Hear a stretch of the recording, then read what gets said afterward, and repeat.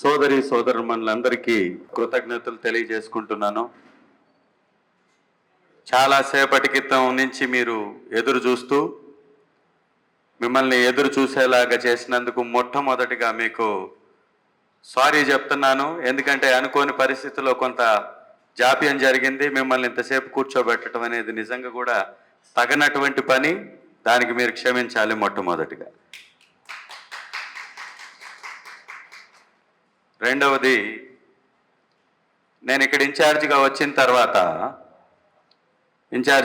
తర్వాత ఏదో వేరే ఒక కాన్స్టిట్యున్సీలో ఈ వెహికల్స్ని డెలివరీ చేయడం నేను చూశాను, పేపర్లో నేను చదివాను. ఆ చదివిన తర్వాత నేను వారిని వీరిని కనుక్కుంటున్నా, ఇది ఎలా ఇచ్చారు, ఏ విధంగా వచ్చింది ఇది అని కనుక్కుంటున్నటువంటి సందర్భంలో శ్యామ్ నాకు ప్రత్యేకమైనటువంటి ఇంట్రెస్ట్ తీసుకొని ఈ వెహికల్స్ని ఇక్కడికి తీసుకురావడానికి ఎన్నో రోజుల నుంచి మూలన పడి ఉన్నాయి అన్న. వాటిని తీసుకురావాలంటే ఆఫీసర్ అయినటువంటి మేడం గారి దగ్గరికి ఒకసారి మాట్లాడండి అన్నాన్ని శ్యామే మేడం నంబర్ నాకు ఇచ్చాడు. మేడం గారు కూడా, సార్ చాలా రోజుల నుంచి పక్కన పెట్టున్నాయి, ఇవన్నీ క్లీన్ చేయించాలి, వాటికి కొంత 15,000 ఖర్చు అవుతుంది సార్ అని చెప్పేసి అంటే అదేదో పంపించాం, క్లీన్ చేశారు. ఆ తర్వాత ఏదో ఒక 40,000 రూపాయలు అక్కడి నుంచి తీసుకురావడానికి ట్రాన్స్పోర్ట్ అవుతుందని శ్యామ్ అంటే అదేదో ఇచ్చాం, తీసుకొచ్చారు. అయితే ఇది ఎవరు తీసుకొచ్చారు, ఎవరు ఇచ్చారు, ఎలా చేశారు, ఎవరు అప్లై చేశారు, ఇవన్నీ ఒక పక్కన పెడితే అసలు ఎంత అవసరం దీనిది ఉంది, ఎందుకు ఇన్ని రోజుల నుంచి వీటిని మనం డెలివరీ చేయలేకపోయాం, ఇది చాలా ఇంపార్టెంట్ అంశం. ఒక దివ్యాంగుడు నడిచి వెళ్ళలేనటువంటి పరిస్థితి, ఒక సాధారణ రవాణా వ్యవస్థని ఉపయోగించుకోలేనటువంటి పరిస్థితి, ఒక చోట కిందకి దిగి ఎండల్లో మళ్ళీ నడిచి మళ్ళీ ఇంకొక వెహికల్ ఎక్కడం అంటే చాలా కష్టంతో కూడుకున్నటువంటి పని. దీన్ని గమనించినటువంటి కేంద్ర ప్రభుత్వం, రాష్ట్ర ప్రభుత్వం భాగస్వామ్యంతో రాష్ట్ర ప్రభుత్వం నుంచే అప్లికేషన్స్ వెళ్ళాలి. కేంద్ర ప్రభుత్వం యొక్క ఈ వెహికల్, ఏదైతే ఈ బ్యాటరీ వెహికల్ ఉందో, ఈ బ్యాటరీ వెహికల్ యొక్క కాస్ట్ దాదాపు 42,000 రూపాయలు. ఈ 42,000 రూపాయల్లో కేంద్ర ప్రభుత్వం నుంచి ఇచ్చేటటువంటి వారి యొక్క పర్సెంట్ 25,000, మన ప్రభుత్వం నుంచి, మన రాష్ట్రం నుంచి మనం ఇచ్చేటటువంటి అమౌంట్ 17,000 రూపాయలు. అంటే దాదాపుగా ఇది మొత్తం 30 లక్షల రూపాయల వస్తువులు, 73 సైకిల్స్ మన ఎర్రగొండపాలెనికి మనకి అలాట్ అయ్యాయి. ఈ అలాట్ అయినటువంటి ఈ సైకిల్స్ని గతంలో అప్లై చేసుకున్నటువంటి వాళ్ళు వారి పేరు నమోదు చేసుకొని వారు ఎవరైతే ఎలిజిబుల్గా ఉన్నారో వాళ్ళకి వచ్చినటువంటి వెహికల్స్ ఇవన్నీ కూడా. ఎవరైతే దీనిలో ఎలిజిబిలిటీ ఉండి దీనిలో స్థానం దక్కించుకున్నారో వారికి ఈ వెహికల్స్ ఇవ్వడం జరుగుతుంది. ఎవరికైతే కొత్తగా లేవో వారు అప్లై చేసుకుంటే రేపు మళ్ళీ మన ప్రభుత్వం వచ్చిన తర్వాత మళ్ళీ వారికి తీసుకొచ్చి ఇచ్చేటటువంటి ప్రయత్నం చేస్తాం. కాబట్టి వచ్చినటువంటి వాళ్ళు తీసుకోండి, రానటువంటి వాళ్ళు నా దృష్టికి తీసుకొస్తే, మన ఆఫీస్ దృష్టికి తీసుకొస్తే మన కమిటీ సభ్యులు ఎవరైతే ఉన్నారో వాళ్ళ ద్వారా ఆ యొక్క వారి పేర్లను నమోదు చేసుకుంటే నేను నా తరఫు నుంచి దీన్ని మళ్ళీ ప్రాసెస్ చేసి మీకు ఇచ్చేటటువంటి ప్రయత్నం చేస్తాను. రాని ఏ ఒక్కరు కూడా బాధపడాల్సినటువంటి అవసరం లేదు. 1 నెల 2 నెలల కాలం మాత్రమే మనకి సమయం పడుతుంది తప్ప అంతకంటే ఎక్కువ సమయం కూడా దీనికి తీసుకోవాల్సినటువంటి అవసరం లేదు. ఇవాళ మొత్తంగా మనకు వచ్చినటువంటి సైకిల్స్ సంఖ్య అలాట్ అయిన 73 అయితే వాటిల్లో కొన్ని రాలేదు, వివిధ కారణాల చేత వేరే వాళ్ళు తీసుకెళ్ళారా లేకపోతే ఎలా జరిగిందో కానీ రాలేదు. ఫస్ట్లో నేను మేడం గారితో మాట్లాడితే ఇది ఇంకొకరు ఎవరో కూడా మాకు పంపించండి అని అనడం కూడా జరిగింది. అలా ఎట్లా కుదురుతుంది, ఇది ఎర్రగొండపాలెనికి వచ్చినాయే ఇక్కడే ఇవ్వాలి చెప్పి మేము ఆపి వారి ద్వారా ఆఫీసర్ ద్వారా ఇక్కడికి తీసుకురావడం జరిగింది. కాబట్టి ఎర్రగొండపాలెం యొక్క హక్కు ఎర్రగొండపాలెనికే దక్కుతుంది, దక్కాలి. కాబట్టి రావాల్సినటువంటి సైకిల్స్ ఏవైతే ఉన్నాయో వాటిని కూడా తెచ్చేటటువంటి ప్రయత్నం చేద్దాం, వారందరికి కూడా ఇద్దాం. వీటితో పాటు try cycles, battery cycles 73, try cycles 26 మనకు వచ్చాయి. వాటిల్లో కూడా ఏదో కొన్ని సంఖ్య తక్కువగా ఉన్నట్టుంది, వాటిని కూడా మళ్ళీ తీసుకొచ్చి ఇచ్చే ప్రయత్నం చేద్దాం.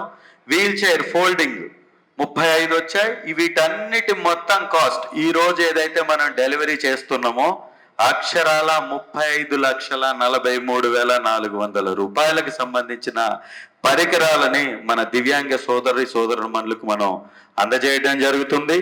దీనిలో ఏదైనా మీకు సాంకేతిక లోపం ఉంటే దానికి వ్యవస్థ ఉంటుంది, వారికి అప్లై చేస్తే వారు వచ్చేసి మీకు ఆ సాంకేతిక లోపాన్ని కూడా సరిదిద్దేటటువంటి ప్రయత్నం చేస్తారు. మన ఆఫీస్ నుంచి కూడా మీరు ఎవరైనా, ఇప్పుడు శ్యామ్ చాలా యాక్టివ్గా పాపం అనేక సందర్భాల్లో నా దగ్గరికి వచ్చి కూర్చొని ఆ ఆఫీస్ దగ్గర గంటలు వెయిట్ చేసి వెళ్ళినటువంటి శ్యామ్కి కూడా కృతజ్ఞత తెలియజేసుకుంటున్నాను. ఇది ఎవరో ఒకరు ముందుకు వచ్చి ప్రయత్నం చేస్తేనే ఇది జరుగుతుంది. అలాగే అన్నగారు రాజయ్య అన్న గురువారెడ్డి రాష్ట్ర కమిటీ ద్వారా సహకారం అందించారు కాబట్టి ఇది సాధ్యమైంది. ఇదంతా కూడా దివ్యాంగుల్లో ఉన్నటువంటి మీ నాయకుల వల్లనే ఇది డెలివరీ అయింది తప్ప ఇంకొకరు దీన్ని క్రెడిట్ తీసుకునేటటువంటి ప్రయత్నం కూడా చేయకూడదు. ఇది మీ దివ్యాంగ నాయకుల వల్లనే మీకు ఇది డెలివరీ అవుతుంది, ఇది వాస్తవం. మూడవది దీనికి సంబంధించిన హెల్మెట్లను కూడా మీకు ఇవ్వడం జరిగింది. ఈ వెహికల్స్ నడిపేటప్పుడు మీకు ప్రాక్టీస్ లేకపోతే ప్రమాదాలు జరిగే అవకాశాలు ఉంటాయి కాబట్టి మీరు ఇమీడియట్గా రోడ్ల మీదకి వేసుకొని వెళ్ళకండి దీన్ని.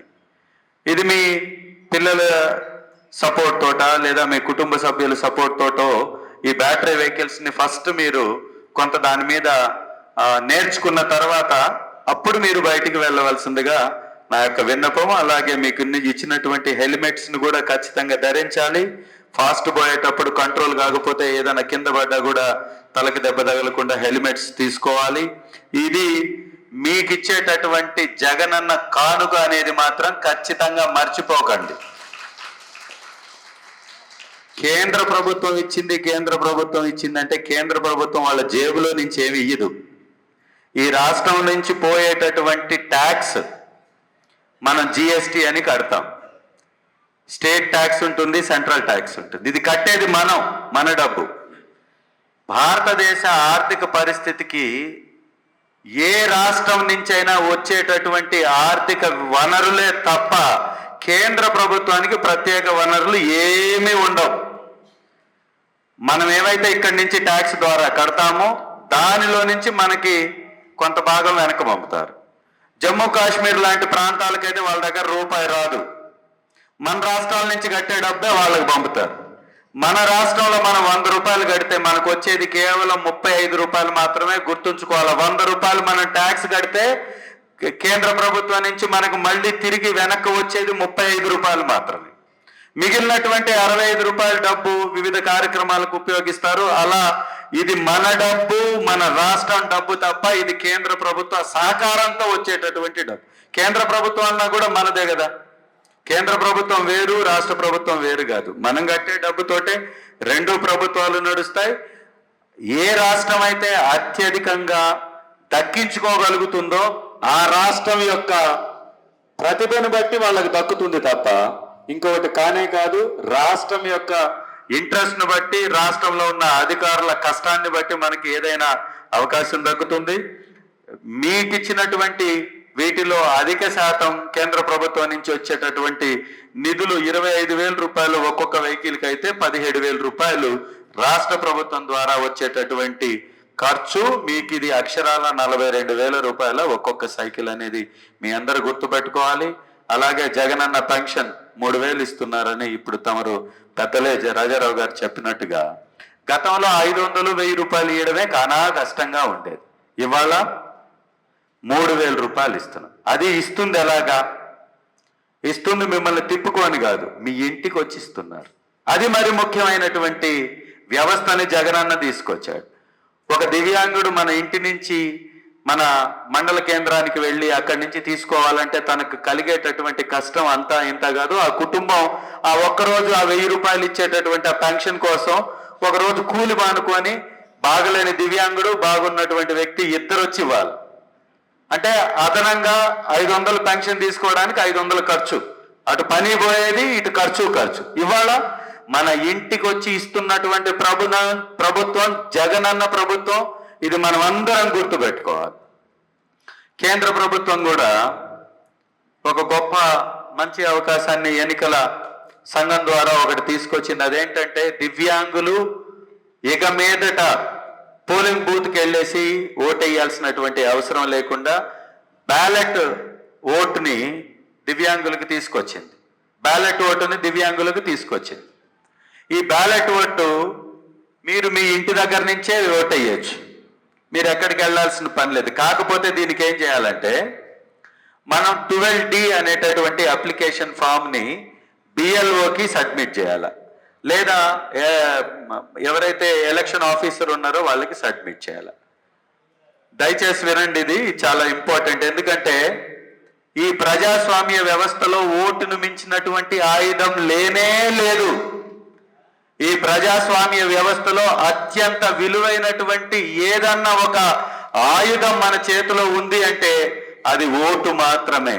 ఓటు ద్వారా మాత్రమే మన భవిష్యత్తుకు మనం బంగారు బాటలు వేసుకోవచ్చు. కాబట్టి మనకెవరైతే మంచి చేస్తారో, మనకెవరైతే గౌరవిస్తుందో, ఏ పార్టీ ప్రభుత్వం మనల్ని ఆదుకుంటుందో వాళ్ళని ఎన్నుకోవాలంటే ఓటు అనే ఆయుధం మన చేతిలో ఉండాలి. కాబట్టి ముఖ్యంగా దివ్యాంగ సోదరి సోదరుమణులకి నా విన్నపం ఏంటంటే మీకు కొత్తగా వచ్చినటువంటి ఈ ఆయుధాన్ని మీరు వాడుకోవాలి. ఈ ఆయుధాన్ని ఎలా వాడుకోవాలి? 85 సంవత్సరాలు నిండినటువంటి వృద్ధులకి, అంగవైకల్యంతో ఉన్నటువంటి అంగవైకల్యులకి ఒక ఫామ్ 12D అనేటటువంటి ఒక ఫామ్ ఉంటుంది. 12D అనేటటువంటి ఒక ఫామ్ ఉంటుంది. ఆ 12D ఏంటి అంటే నేను వచ్చి ఇంటి దగ్గర నుంచి నేను వచ్చి బూత్ దగ్గర ఓటేయలేను, కాబట్టి నాకు ఇంటి దగ్గర ఓటేసే సౌకర్యం కల్పించండి అని మీరు అర్జీ చేసుకోవటమే 12D. ఎన్ని రోజుల్లో నుంచి చేసుకోవాలి, ఎంత సమయం దానికి గడువు ఉంటుంది, ఎప్పటి నుంచి చేసుకోవాలి అని ఒక ప్రశ్న ఉంటుంది కదా.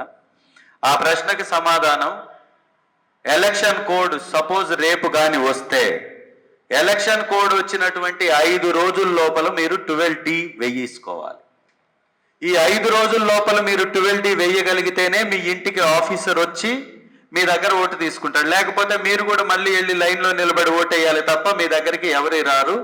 ఈ 12Dని మీరు రేపు కోడ్ వస్తే ఇవాళ మొదలు పెడితే కుదరదు. ఈ రోజే గౌరవ మన నర్రెడ్డి వెంకటరెడ్డి గారు, మీరు లేవండి అన్న ఒకసారి, అలాగే ఒంగోలు సుబ్బారెడ్డి గారు లేరా, నర్రెడ్డి వెంకటరెడ్డి గారు ఎలక్షన్కి సంబంధించిన YSR Congress party election chief ఏజెంట్గా ఉన్నాడు. ఈ కాన్స్టిట్యున్సీకి తన దగ్గర 12D ఫామ్ అందుబాటులో ఉంటుంది. ఆ ఫామ్ని ఈ రోజే మీరు నింపండి. నింపితే మీరు సంతకాలు పెడితే ఆ కోడ్ రాంగ్లోనే వీళ్ళు సబ్మిట్ చేసేస్తారు. 5 రోజుల్లో మీ ఇంటికి వెరిఫికేషన్ వస్తుంది. మీరు అప్రూవ్ అయితే మీకు 42% పైచిలకు మీకు ఆ యొక్క వికలాంగుల సర్టిఫికేషన్ ఉంటే మీకు అది అప్లికేబుల్ అవుతుంది. ఒకవేళ లేకపోతే మీరు యథావిధిగా మళ్ళీ వెళ్ళి బూత్కి వెళ్ళేసి వేయాల్సి వస్తుంది. అంటే ఈ 12D పెట్టకపోతే మీకు రాదు అనేది మాత్రం ఖచ్చితం. ఈ 12D నోటిఫికేషన్ వచ్చిన 5 రోజుల్లో జరగాలి. ఎంతమందికి జరగాలి? నోటిఫికేషన్ వచ్చిన 5 రోజుల్లో నా ఒక్కటే వేసుకోగలుగుతానని మీరు అనుకుంటే అది పొరపాటు, వేసుకోలేరు. ఎందుకంటే 5,000 మంది ఉన్నారు మన దగ్గర. 4,763 మంది మన దగ్గర దివ్యాంగుని పెన్షన్ తీసుకుంటున్నారు. మన కాన్స్టిట్యున్సీలో 4,700 మంది దివ్యాంగులు మన దగ్గర పెన్షన్ తీసుకుంటున్నారు. కానీ కొంతమందికి బిఎల్ఓలు వచ్చో లేదా మీరు అప్లై చేసుకోనో కొంతమందికి ఈ 12D వర్తించింది. వికలాంగుల కింద మీకు ఓట్లలో నమోదైంది. అది ఎంతమందికి అంటే 2,700 మందికి ఓట్లు వచ్చాయి. దివ్యాంగుల కింద బ్యాలెట్ ఓటు వేసుకునే సౌకర్యం మీకు వచ్చింది. అది మీరు ఎవరు అప్లై చేశారు, ఎలా అప్లై చేశారో మొత్తానికి వచ్చింది. 2,100 మందికి మాత్రం రాలేదు. ఈ 2,001 మంది ఎవరికి ఉంది? ఇదంతా వెరిఫికేషన్ చేయాల్సినటువంటి అవసరం ఉంది. మన పార్టీ తరఫున తను, అలాగే ఎవరైతే బిఎల్ఓస్ ఉన్నారో వాళ్ళని కూడా సపోర్ట్ తీసుకొని మీరు ఇమీడియట్గా అప్లై చేసుకోవాలి. అంటే మీరు ఒక దివ్యాంగుడు 12D అప్లై చేసే ముందు 12D అనేది నా దగ్గరకు వచ్చి ఓటు వేయించుకోమని అడగడం 12D. నేను దివ్యాంగుడిని, నాకు దివ్యాంగుడి కింద ఓటెక్కేసే హక్కు కల్పించండి అని అడిగే ఇంకొక ఫామ్ ఉంటుంది. అది 8, ఫామ్ నంబర్ 8. ఫామ్ నంబర్ 8లో మీరు మీ సొంతంగా మీరు అప్లై చేసుకోవాలి. ఏమని? నేను దివ్యాంగుడిని, నాకు దివ్యాంగుడి కింద ఓటేసే హక్కు నాకు కల్పించండి అని మీరు అప్లై చేయాలి. అది యాక్చువల్గా కోడ్కి ముందు జరగాల్సినటువంటి ప్రక్రియ. అంటే ఈ రోజు, రేపు, ఎల్లుండి జరగాల్సినటువంటి ప్రక్రియ అది. కోడ్ రాకముందు. కోడ్ వచ్చిన తర్వాత మళ్ళీ మనకి సమయం ఇస్తారా ఇవ్వరా అది ఎన్నికల కమిషన్ నిర్ణయిస్తుంది. ప్రస్తుతానికి ఉన్న నా ఇన్ఫర్మేషన్ ప్రకారం మాత్రం కోడ్ రాకముందు ఫామ్ 8 పెట్టుకోవాలి. 2000 కొంతమందికి ఫామ్ 8 పెట్టుకోవాల్సినటువంటి అవసరం ఉంది. ఫామ్ 8 తీసుకొచ్చి నేను పెట్టించాను. ఇక్కడ ఉన్నటువంటి మీ పెద్దలు రాజారావు అన్న ద్వారా, గురవారెడ్డి అన్న గారి ద్వారా పెద్దలు వీరు ఉన్నారు కాబట్టి వీరి ద్వారా మీకు ఎవరికైతే ఆ ఓటు లేదో మీరు నమోదు చేసుకొని, మీకు మన నర్రెడ్డి గారు మీకు సహాయం చేస్తాడు, సపోర్ట్గా ఉంటాడు, అప్లికేషన్స్ ఫామ్స్ ఇస్తాడు. అది అప్లై చేస్తే ఈ రోజు రేపులో కానీ ఒకవేళ అప్లై చేస్తే మీరు కూడా గౌరవంగా మీ ఇంటికే వచ్చి మీతోటి ఓటు వేయించుకునేటటువంటి సౌకర్యాన్ని మీరు పొందగలుగుతారు. దయచేసి ఇది గమనించవలసిందిగా మనవి. 4700 మంది దివ్యాంగ సోదరులు ఉండి కూడా 2700 మందికే ఓటు హక్కు వచ్చింది అంటే, ఓటు వేసే సదుపాయం వచ్చిందంటే సగానికి సగం మందికి తెలియదనే దీని అర్థం. అసలు మన యొక్క స్థితిగతులను మార్చే, మన వ్యవస్థల్ని మార్చేటటువంటి హక్కైన ఓటు లేకపోతే మన సమాజంలో ఎంత అగౌరవాన్ని ఫీల్ అవ్వాల్సి వస్తుంది ఒక్కసారి గమనించుకోండి. మీ యొక్క బూత్ కమిటీ సభ్యులకు కానీ, మీ ఎవరైతే బిఎల్ఓస్గా ఉన్నారో వారి ద్వారా కానీ మీ ఓటు ఉందా లేదా క్రాస్ చెక్ చేయించుకోవాల్సినటువంటి అవసరం మీ దివ్యాంగ సోదరులకు ఉంది. గతంలో చంద్రబాబు నాయుడు వారు పరిపాలించే కాలంలో వాళ్ళు 1000 ఇచ్చారా, 200 ఇచ్చారా, 300 ఇచ్చారా అనేది పక్కన పెడితే ఇవాళ మీకు ఇస్తున్నటువంటి సంఖ్య చాలా ఎక్కువ. ఎర్రగొండపాలెం నియోజకవర్గంలో పెన్షన్లు అందుకుంటున్నటువంటి దివ్యాంగుల సంఖ్య 4780. గతంలో ఇది 2000 కూడా లేదన్న. 2000 మందికి కూడా గతంలో తెలుగుదేశం ప్రభుత్వంలో ఇవ్వలేదు. పేరుకి పెన్షన్ ఇస్తున్నామని చెప్తారు. పెన్షన్ ఇచ్చే సంఖ్య, నార్మల్ పెన్షన్దారుల సంఖ్య తెలుగుదేశం ప్రభుత్వంలో ఎంతో తెలుసా? 34 లక్షలు. ఇచ్చింది 1000 రూపాయలు వృద్ధులకి. పెన్షన్దారులు ఎవరైతే వృద్ధులు ఉన్నారో ఆ ఇచ్చింది ఎంత? 1000 రూపాయలు. ఇచ్చినటువంటి వారి సంఖ్య ఎంత అంటే 34 లక్షలు. ఇవాళ 67 లక్షల పెన్షన్ లబ్ధిదారులు ఉన్నటువంటి ప్రభుత్వం మన ప్రభుత్వం, జగనన్న ప్రభుత్వం. ఇది ఇందుకే మన ప్రభుత్వం అయింది. మామూలుగా సగం మందిని ఎత్తేయచ్చు, సగం మందిని ఎత్తేసి సగం మందికి 6000 కూడా చేయొచ్చు, 10,000 కూడా చేయొచ్చు చంద్రబాబు లాగైతే.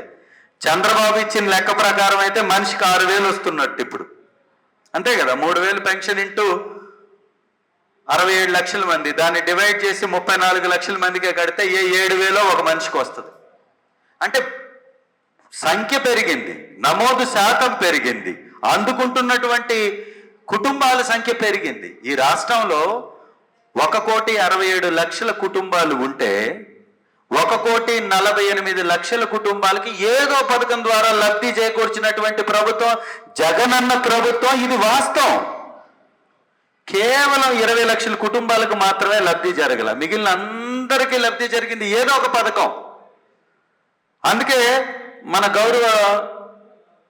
మన సచివాలయ కన్వీనర్లు, వాలంటీర్ల చేతిలో ఏ కుటుంబానికి ఎంత లబ్ధి జరిగింది అనేటటువంటి పాంప్లెట్ కూడా ఉంది, ఈరోజు చేతుల్లో ఉంది. ఇంత గొప్ప ప్రభుత్వాన్ని నడిపినటువంటి ఒక్క ప్రభుత్వం ఉందా? నీ ఇంటికి వచ్చి నీకు ఏ పథకం అందిందో ఒక పేపర్లో రాసి ఇవ్వగలుగుతున్నారంటే, ఇవ్వకపోతే అలాంటి సాహసం ఎవరన్నా చేయగలుగుతారా?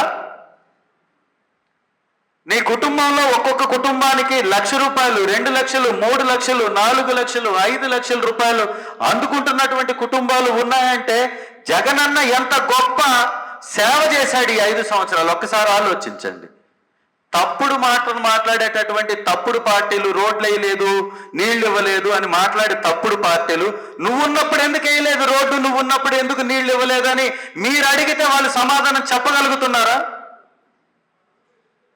40 సంవత్సరాలు పరిపాలించినటువంటి ఒక తెలుగుదేశం పార్టీ సిగ్గు లేకుండా ఈ రోజు కూడా రోడ్లు లేవు అని పేపర్లో రాయించుకుంటుందంటే 40 సంవత్సరాలు నువ్వేం చేశావు? ఏ గుడ్డి గుర్రాలకు పళ్ళు తోమావు? ఇవాళ 5 లక్షల కోట్లు మన అకౌంట్లలోకి వేస్తున్నటువంటి ప్రభుత్వం మన ప్రభుత్వం. 5 లక్షల కోట్లు మనకేసి మన బిడ్డలు చదువుకోవడానికి మళ్ళీ నాడు నేడు కింద స్కూల్స్, మన ఆరోగ్యాన్ని చూయించుకోవటం కోసం మనకి విలేజ్ క్లినిక్ వ్యవస్థ, ఏదన్నా ప్రమాదం వస్తే 25 లక్షల రూపాయలు మనకు ట్రీట్మెంట్ చేయడానికి ఒక వ్యవస్థ, మన బిడ్డలు ఇంగ్లీష్లో చదువుకొని ఫారెన్ కంట్రీస్కి వెళ్ళి ఈ రోజు పెరుగుతున్నటువంటి సంస్కృతికి అనుకూలంగా వారు కూడా విజ్ఞత సాధించడం కోసం ఇంగ్లీష్ మీడియం వ్యవస్థ, మన కోసం మనం వేసేటటువంటి పంటల కోసం మనకు అందాల్సినటువంటి విత్తనం కోసం రైతు భరోసా కేంద్రాలు, మనం పండించేటటువంటి పంట మనం ఏదైతే ఉత్పత్తి చేస్తున్నామో ఉత్పత్తి చేసేటటువంటి వ్యాపారాన్ని ఇతర రాష్ట్రాలకి ఇతర దేశాలకి ట్రాన్స్ఫర్ చేసుకోవడానికి పోర్టుల నిర్మాణం, 4 పోర్టులు, విమానాశ్రయాలు, చేపలు పట్టుకునేటటువంటి వాళ్ళకి ఫిషింగ్ హార్బర్లు 10, ఇవన్నీ మన ప్రభుత్వంలో జరిగింది. ఇవాళ ఈ ఎర్రగొండపాలెం నియోజకవర్గంలో గడప గడప అనేటటువంటి ప్రోగ్రాం ద్వారా ప్రతి విలేజ్కి 20 లక్షల రూపాయలు ఇచ్చింది వాస్తవమా కాదా? ఇది మన గ్రామాలలోకి వచ్చినటువంటి అభివృద్ధి కాదా?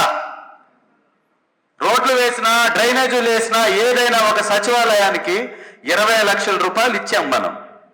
ఇవాళ ఏ సచివాలయానికైతే అందలేదో ఈ రోజు రేపట్లో ఆ సచివాలయాలకు కూడా అందబోతుంది. మీ రోడ్లు కూడా వెయ్యబోతున్నారు, మీకు డ్రైనేజీలు కూడా కట్టించబోతున్నారు. కాబట్టి ఎంత మంచి ప్రభుత్వాన్ని మీరందరూ ఆదరించాలి. ఎవరో చెప్పి తప్పించుకునే తప్పుడు మాటల్ని లేదా అబద్ధపు ప్రచారాలని నమ్మాల్సినటువంటి అవసరం లేదు. ఖచ్చితంగా దివ్యాంగులకు కానీ, వృద్ధులకు కానీ, వితంతువులకు కానీ, అలాగే ముసలి ప్రాయంలో ఉన్నటువంటి వారికి, చదువుకునే బిడ్డలకి అందరికీ ఆదుకుంటున్నటువంటి జగనన్న మన కుటుంబాల రూపురేఖల్ని దిద్దుతున్నాడనేది మనం గమనించాల్సినటువంటి అవసరం ఉన్నటువంటి ముఖ్యమైన విషయంగా మీ అందరికీ సవినయంగా మనవి చేసుకుంటూ, ఇంతసేపు వెయిట్ చేసి ఈ యొక్క నా మాటల్ని వినడానికి మీరు ఎదురు చూసినందుకై, మీరు నాకు సమయాన్ని ఇచ్చినందుకై మీ అందరికీ కృతజ్ఞతలు తెలియజేసుకుంటున్నా. 35,43,400 రూపాయల పరికరాలని ఒకే ఒక టర్మ్ లో మనకిస్తున్నటువంటి జగనన్నకి జై కొడదాం, వైఎస్ఆర్ కాంగ్రెస్ పార్టీని గెలిపిద్దాం, ఈ ఎర్రగొండపాలెం గడ్డ వైఎస్ఆర్సీపీ అడ్డా అని మరొకసారి నిరూపిద్దాం. జై జగన్. ఇది ప్రభుత్వ కార్యక్రమం కాబట్టి ఇంతకు మించి మన సీఎం గారి గురించి పొగిడే ఆస్కారం లేదు. ఖచ్చితంగా సీఎం గారు మన కోసం నిలబడేటటువంటి వ్యక్తి, మన నాయకుడు. సీఎం గారు గొప్ప మాట మాట్లాడారు. ప్రభుత్వంలో సీఎం గారే ముఖ్యులు కాబట్టి వారి గురించి ఎంతైనా మాట్లాడుకోవచ్చు మనం. సీఎం గారు ఏం చెప్పారు? నాకు అధికారం అనేది మీ మీద పెత్తనం చెలాయించడానికి కాదు, డబ్బు సంపాదించడానికి కాదు, మీ కుటుంబాలకి సేవ చేసి చనిపోయిన తర్వాత కూడా మీ గుండెల్లో ఉండేలాగా ఉండడం కోసమే నాకు ప్రభుత్వం కావాలని పిలుపు ఇచ్చిన జగనన్నకి మనం ఎంతో మద్దతు తెలపాల్సినటువంటి అవసరం ఉంది. అంత గొప్ప మనస్సు, అంత గొప్ప సేవ చేసే దృక్పథం ఉన్నటువంటి నాయకుడిని నిలబెట్టుకొని గెలిపించుకోవాల్సినటువంటి అవసరం ఉంది. మనం ఈ రోజు అందుకున్నటువంటి పథకాల కన్నా మిన్నైనటువంటి పథకాలు రేపు మన ప్రభుత్వంలో రాబోతున్నాయి. మన మేనిఫెస్టోలో ఖచ్చితంగా మనందరికి ఉపయోగపడేటటువంటి పథకాలు మనం అందుకోబోతున్నాం. కాబట్టి మన ముఖ్యమంత్రి గారు మన రాష్ట్రాన్ని అనేక రంగాలలో నంబర్ 1 స్థానానికి తీసుకెళ్లినటువంటి మన నాయకుడిని మనం గెలిపించుకుందాం, సపోర్ట్ గా ఉందాం. ఇక్కడికి వచ్చినటువంటి ప్రతి ఒక్కరికి కూడా భోజన సౌకర్యం ఏర్పాటు చేయడం జరిగింది. అనుకోకుండా ఈరోజు కోడ్ వస్తుందని 3-4 ప్రోగ్రాంలు ఎట్ టైం పెట్టడం వల్ల భోజనాలు మొత్తం కూడా మన క్యాంప్ ఆఫీస్ లోనే ఏర్పాటు చేశాం. మీరందరూ ఏవి తప్పుగా అనుకోకుండా క్యాంప్ ఆఫీస్కి వెళ్ళి మీరందరూ కూడా భోజనం చేసుకోవాల్సిందిగా మీ అందరికీ మనవి చేసుకుంటున్నాను. ఇక్కడికి తీసుకొచ్చి ఇక్కడ ఏర్పాటు చేసేటటువంటి సౌకర్యం లేకపోవడం వల్ల ఇక్కడ మీరు మళ్ళీ ఇబ్బంది పడతారు కాబట్టి, ఎండలో మీకు మళ్ళీ ఇక్కడ పెట్టడం కష్టం కాబట్టి అక్కడే ఏర్పాటు చేసాం. మీ అందరూ కూడా అక్కడికి వచ్చి భోజనం చేసుకుని వెళ్ళవలసిందిగా మీ అందరికీ కూడా మరొకసారి కృతజ్ఞతలు తెలియజేసుకుంటున్నాను. Thank you very much.